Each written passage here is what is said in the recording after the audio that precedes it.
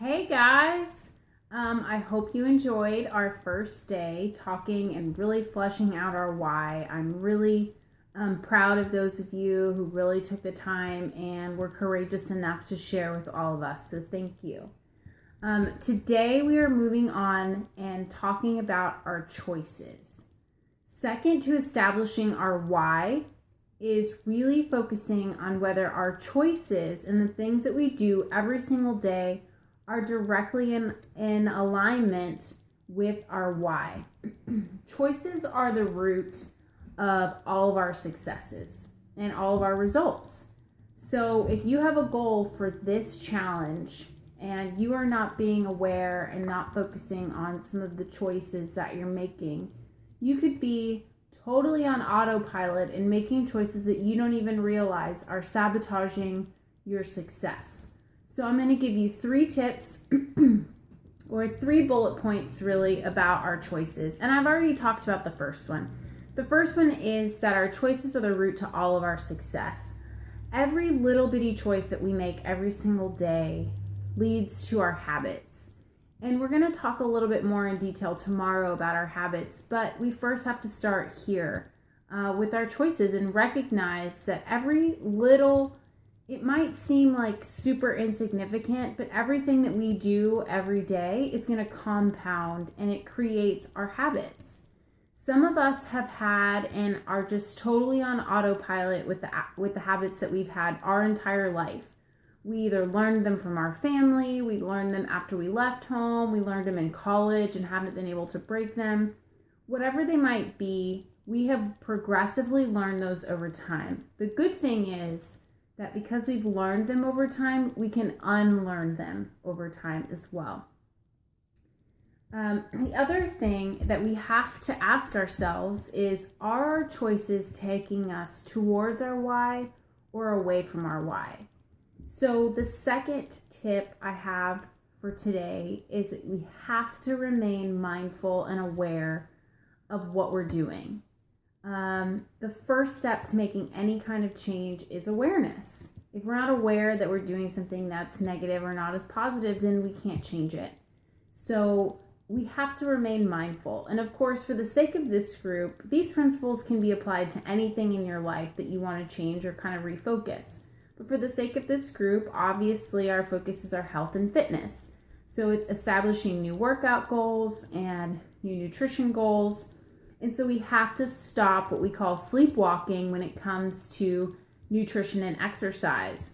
And some examples of that are, if you go to the grocery store and you're just used to always buying the exact same things and you're just kind of, aimlessly putting in stuff in your cart, and then you get home and you're having one of those really weak moments and you have junk in your house. And you have the junk there all because of a very mindless act at the grocery store. So that's a small example of some of the things that we might be doing that we're just totally not aware of. So we have to stop sleepwalking and we have to be mindful of our choices. The third point that I want to make is that our success is 100% up to us.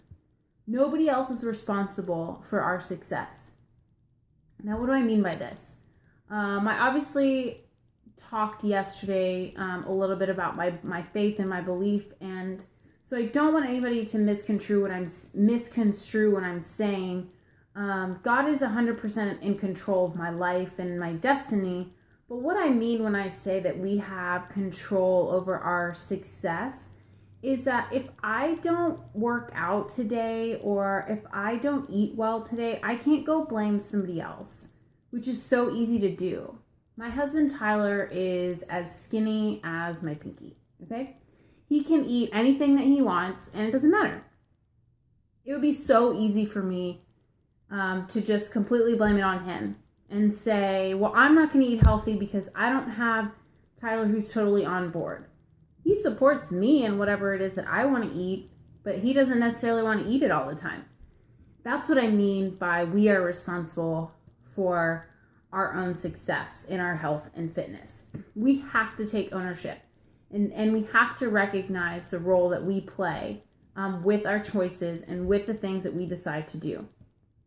So my call to action for you guys today is to make a list of all of the choices that you make daily and weekly that you feel like are taking you in the opposite direction that you want to go. You all shared your why. You know your final destination. So take a step back, self-analyze, maybe ask your spouse or your parent or your roommate or somebody that you live with that you trust, who's going to lovingly tell you the feedback. Don't ask somebody who's not going to be very nice, but maybe reach out to somebody and ask them to help you do this one for today, and just really, really hone in on some of the things that might be standing in your way.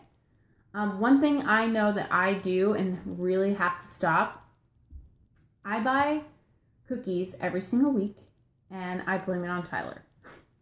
Like what I was just talking about. Tyler loves chocolate chip cookies, but they're my weakness.